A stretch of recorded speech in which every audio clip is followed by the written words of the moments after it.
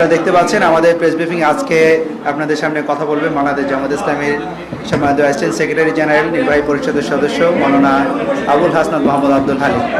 আমি সম্মানিত সাংবাদিক ভাইদের উদ্দেশ্যে কথা বলার জন্য উদ্ভূত পরিস্থিতি নিয়ে আমাদের সংগঠনের পক্ষ থেকে আমাদের স্ট্যান্ড ইত্যাদি সবগুলো বিষয়ে কথা বলার জন্য অনুরোধ করছি।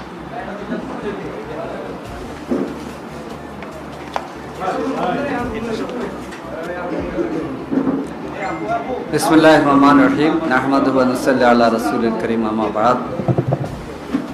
বাংলাদেশ জামাত ইসলামী আয়োজিত আজকের সংবাদ ব্রিফিংয়ে উপস্থিত সম্মানিত সাংবাদিকবৃন্দ, আজকে প্রেস ব্রিফিংয়ে উপস্থিত রয়েছেন বাংলাদেশ জামাত ইসলামীর কেন্দ্রীয় কর্মপরিষদ সদস্য এবং ইসলামী ছাত্র শিবিরের